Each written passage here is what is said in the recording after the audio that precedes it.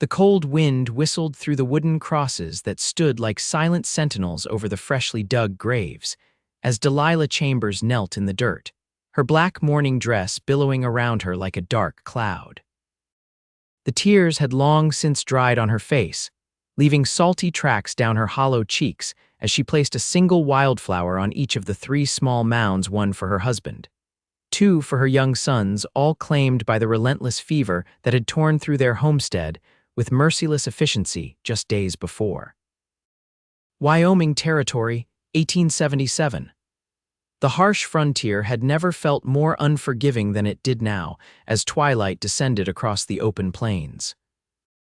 Delilah had buried her entire family in less than a week's time, digging the graves herself when her strength allowed, finishing the grim task just before sunset. Now she sat motionless, her body swaying slightly with exhaustion, unwilling to leave them alone in the growing darkness. She didn't hear the approaching hoofbeats until they were nearly upon her.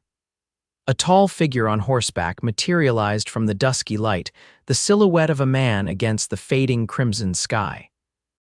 Her hand instinctively moved toward the small derringer hidden in the folds of her dress, the last gift from her husband Thomas before the sickness took him.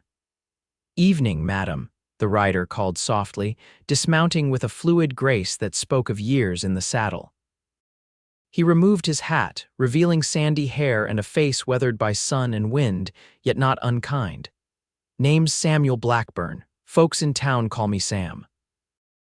Delilah remained silent, her fingers still wrapped around the concealed pistol as the stranger approached slowly, respectfully keeping his distance from the graves. "I was riding by," he continued, his voice gentle as he gestured toward the crosses.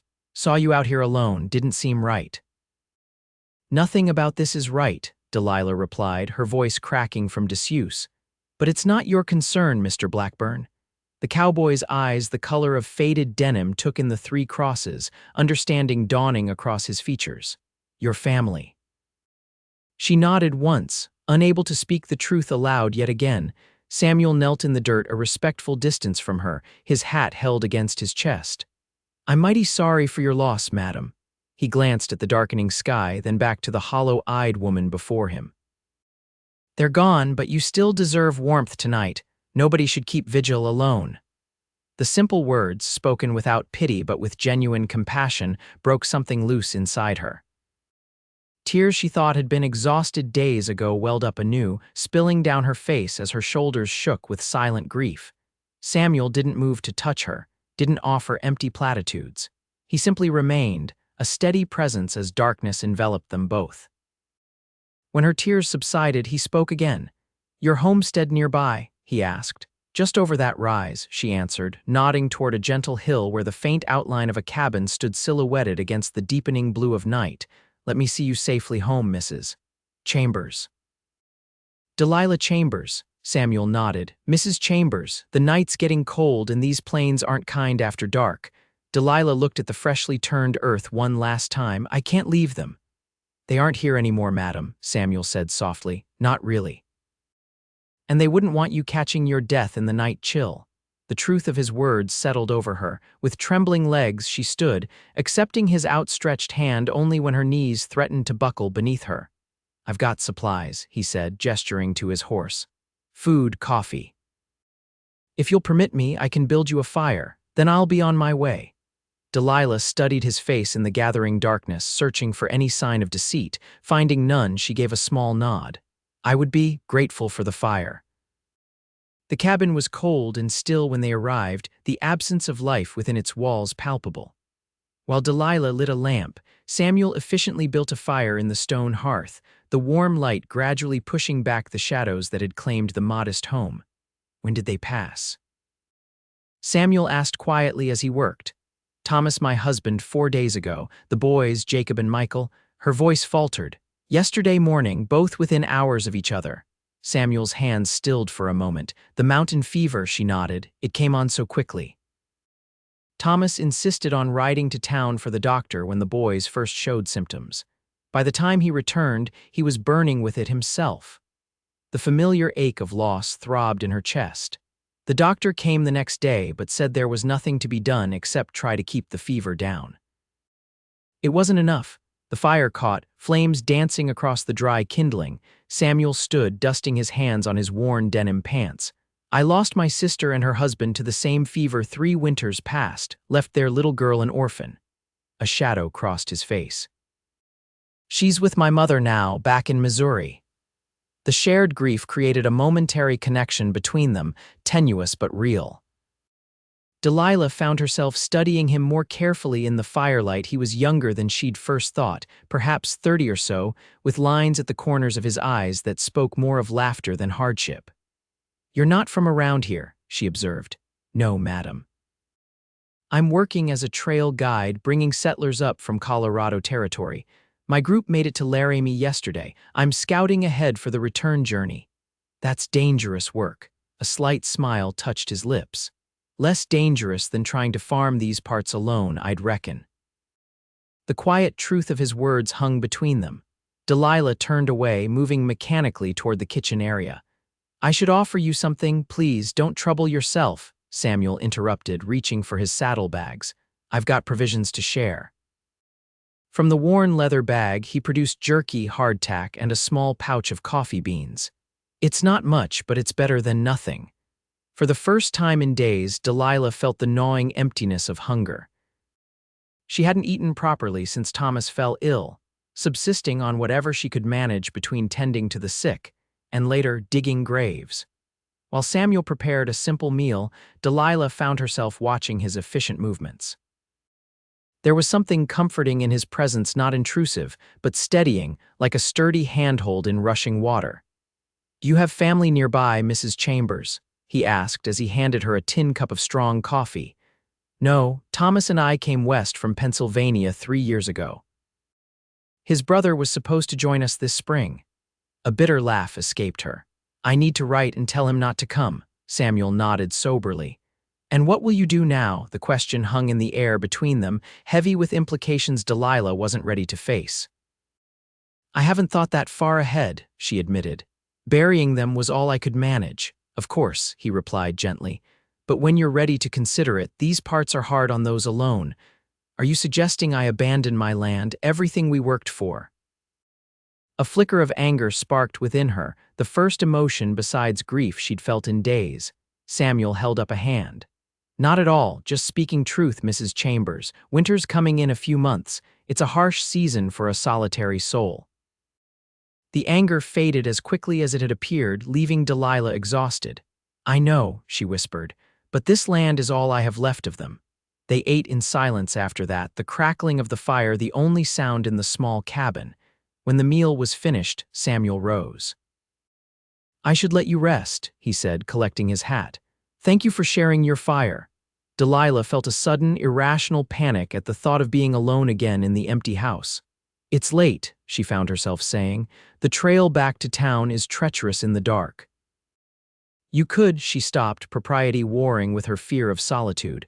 "The barn has a decent sleeping loft, if you'd prefer not to ride back tonight."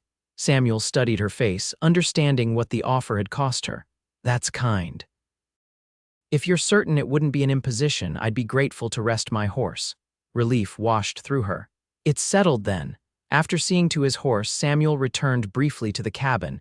"If you need anything in the night, just call out. I'm a light sleeper." He hesitated at the door. "I'll be gone at first light, heading back to Laramie," Delilah nodded, unsure why the news brought a small pang of disappointment. "Safe travels, Mr. Blackburn, and thank you for the kindness you've shown a stranger." His smile was gentle. "Out here, Mrs. Chambers, there are no strangers, only friends we haven't properly met yet. Good night." After he left, Delilah moved through the quiet cabin, her mind inexplicably clearer than it had been in days. Though grief still pressed heavily upon her, the paralyzing fog that had enveloped her since Thomas's death seemed to have lifted slightly. For the first time, she began to contemplate what came next. The homestead required constant work that Thomas had managed while she tended to the boys and the household. She had no illusions about her ability to maintain it alone, especially with winter approaching. Yet the thought of abandoning what they had built, of leaving the land where her family now lay buried, was unbearable. Sleep came fitfully that night, but it came nonetheless the first real rest she'd had since the fever struck her household. In the gray light of dawn, she woke to the soft sounds of movement outside. Wrapping a shawl around her shoulders, she stepped onto the small porch. Samuel was already saddled and ready to depart, securing his bedroll to the back of his mount. He looked up at her appearance, tipping his hat. "Morning, Mrs. Chambers. Didn't mean to wake you." "You didn't," she assured him, descending the steps. "I wanted to thank you again before you left." He nodded, adjusting the cinch on his saddle. "I've left more coffee and some provisions on your table, not much, but enough for a few days." The unexpected generosity touched her. "You didn't have to do that. Consider it neighborly courtesy." He mounted his horse with easy grace. "I'll be returning this way in about a week's time, heading back toward Colorado Territory with the settlers. If you've need of anything from town in the meantime, I'd be happy to bring it." Delilah hesitated, pride warring with practicality. "That's very kind, but I wouldn't want to delay your journey." "It's no trouble. Your homestead is directly on my route." He regarded her steadily. "It's not charity, Mrs. Chambers, just one neighbor helping another." After a moment, she nodded.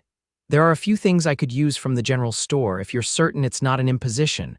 "Not at all. Make your list and I'll see to it when I return." As Samuel prepared to depart, a thought occurred to Delilah. "Mr. Blackburn, how did you come to find me yesterday? You said you were riding by, but this isn't exactly on the main trail." A faint color touched his weathered cheeks. "Truth be told, I saw the fresh graves from the ridge when I was scouting, thought perhaps someone might need assistance." He adjusted his hat, shielding his eyes from the morning sun. "I'm glad I stopped." "As am I," she admitted softly. With a final nod, Samuel clicked to his horse and rode away, his figure gradually diminishing against the vast Wyoming landscape. Delilah watched until he disappeared over the horizon, then turned back to the silent cabin, oddly strengthened by the brief encounter. The days that followed were filled with the laborious work of survival. Delilah focused on practical tasks, tending the small vegetable garden, preserving what food she could, chopping wood for the coming cold. Each morning and evening, she visited the graves, gradually accepting that this was her new reality. True to his word, Samuel returned 6 days later, his saddlebags laden with the supplies she had requested, along with a few unexpected additions: a book of poetry, a small sack of hard candies, things that weren't necessities but brought a momentary brightness to her days. "The storekeeper sent these along when I mentioned your name," Samuel explained when she questioned the extras. "Said your husband always brought you candies when he came to town." The thoughtful gesture brought fresh tears to her eyes. "Mr. Davies has a good memory," she murmured, turning the candy sack in her hands. "Thank you for bringing these." Samuel stayed for a meal, this time a simple stew Delilah had prepared from garden vegetables and a rabbit she'd managed to snare. As they ate, he spoke of his travels, of the families heading west to start anew, of the changing landscape as summer began its slow surrender to fall. "How long will you continue guiding settlers?" Delilah asked as they sat on the porch afterward, watching the sunset paint the plains in gold and crimson. "Until the mountain passes close with snow," he replied. "Then I'll winter in Colorado, pick up again in spring." "It sounds lonely," she observed. Samuel considered this. "I suppose it can be, but there's a freedom to it that suits me." He glanced at her. "What about you, Mrs. Chambers? Have you decided what comes next?" Delilah sighed, her gaze drifting toward the small cemetery on the hill. "I can't leave them," she said simply. "But staying means finding a way to work this land alone, at least until I can sell it come spring." "It's a lot for one person," Samuel acknowledged, "especially with winter coming." "I'm stronger than I look, Mr. Blackburn." A smile touched his lips. "I don't doubt that for a second." "But strength alone won't keep the wolves from your door when snow lies deep." "What would you suggest?" she asked, more curious than defensive. "Hire help if you can afford it. If not, perhaps consider wintering in town." He hesitated. "Or with neighbors who have room to spare." Delilah shook her head. "The nearest neighbors are the Hendersons, 10 miles east, and they've troubles enough of their own without taking in a widow." "There are other options," Samuel said carefully. When I return next time, I could stay a few days. Help with the heavier work before winter sets in. The offer surprised her. You hardly know me, Mr. Blackburn. Why would you do that? His eyes met hers steadily. Because out here we look after each other. It's the only way any of us survive. The simple truth of his words resonated with her. After a moment's consideration, Delilah nodded. I would welcome the help, and I can pay not much, but something. We'll discuss terms when I return, he said, rising to his feet. I should head back to my camp before full dark.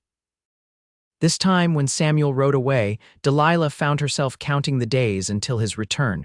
True to his word, Samuel returned 2 weeks later, leading a pack horse loaded with supplies and tools. I've got a week before I need to head south, he explained as he unloaded the animals. Thought we might make the most of it. The days that followed established a rhythm that felt both strange and comforting to Delilah. Samuel worked from sunrise to sunset, repairing the cabin roof, reinforcing the barn, splitting enough firewood to last well into winter. Delilah cooked their meals and continued her own work, harvesting the last of the garden and preserving what she could. In the evenings, they sat by the fire, talking of their pasts, of the lives they'd led before circumstances brought them to this moment. Samuel spoke of growing up in Missouri, of losing his parents young and raising his sister, of taking to the trails when staying in one place felt too confining. And you, he asked one night, what brought you and your husband so far from Pennsylvania? Delilah gazed into the flames, remembering. Thomas had dreams bigger than our small town could hold. He read about the Homestead Act and became convinced that our future lay out west. A sad smile crossed her face. He was so certain we'd find prosperity here. Even when the first harvest failed, even when the winter nearly broke us, he never lost faith. He sounds like a good man. He was, she agreed softly, stubborn as the day is long but good. She looked up, meeting Samuel's steady gaze. What about you? No wife waiting somewhere? A shadow passed over his features. There was someone once, Kate, we were to be married when I returned from the war. He absently rubbed his left shoulder where Delilah had noticed he sometimes favored an old injury. I came back different, restless. She wanted the man who left, not the one who returned. I'm sorry, Delilah said, meaning it. Samuel shrugged. It was for the best. She's married now with children, happy, I hope. And you, are you happy, Mr. Blackburn? The question hung between them, unexpectedly intimate. Samuel considered it seriously. I'm content with my choices, he finally answered. Not many men can say as much. As the week progressed, Delilah found herself watching Samuel when he wasn't aware, observing the careful precision with which he worked, the quiet competence in his movements. There was something reassuring in his presence, a steadiness that anchored her when grief threatened to pull her under. On the 5th day, they rode together to town for supplies they couldn't produce themselves: sugar, salt, ammunition, medicine. It was Delilah's first trip to town since the deaths, and she steeled herself for the pitying looks, the well-intentioned but painful condolences. Samuel seemed to sense her apprehension. We can be quick about it, he offered as they approached the small settlement. Just the essentials. Delilah straightened in her saddle. No, I need to face them sometime. Might as well be today. The shopkeeper, Mr. Davies, greeted her with genuine warmth, clasping her hands in his. Mrs. Chambers, it does my heart good to see you. We've all been worried. I'm managing, she replied, grateful for his kindness. As they gathered their supplies, townspeople stopped to offer condolences. Most were sincere, a few awkward, but none were as difficult as Delilah had feared.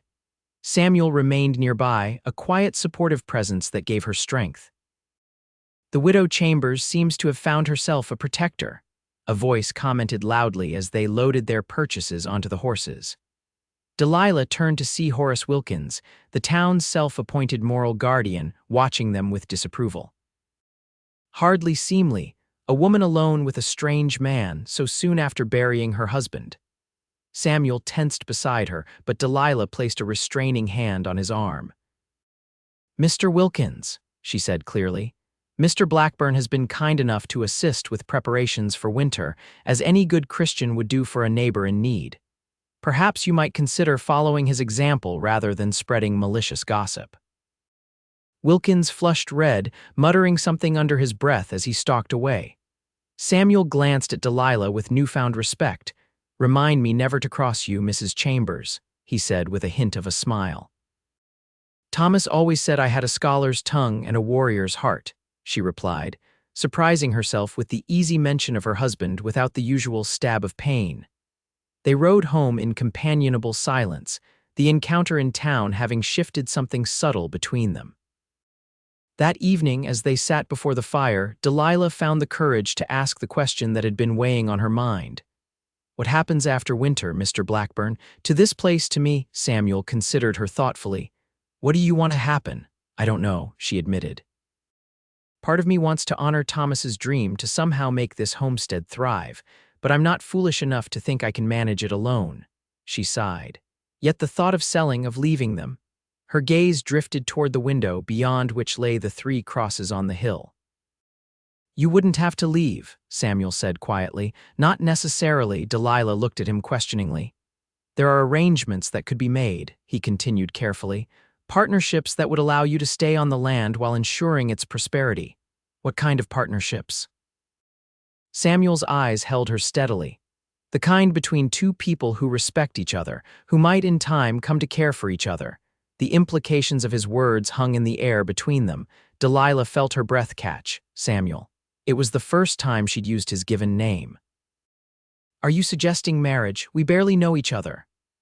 "I'm suggesting possibility," he corrected gently. "Not now, it's far too soon, I know that. But perhaps when I return in the spring, if you're amenable, we might explore whether there could be more between us than neighborly kindness." Delilah was silent for a long moment, emotions warring within her. Guilt at the thought of another man when Thomas was so recently buried. Hope at the prospect of not facing her future entirely alone. Fear of opening her heart to potential loss once more. "I don't know what to say," she finally admitted. "You don't need to say anything now," Samuel assured her. "It's just something to consider in the months ahead." The following morning, Samuel prepared to depart. The week had transformed the homestead. The roof no longer leaked, the barn was secure, cords of firewood were stacked neatly against the cabin wall, and the root cellar was filled with preserved foods. "You should be set until spring," Samuel said as he saddled his horse. "The Hendersons know to check on you if the weather turns bad. I've arranged with Mr. Davies to extend credit if you need additional supplies." Delilah nodded, fighting an unexpected tightness in her throat. "I don't know how to thank you for all you've done." "No thanks needed," he replied simply.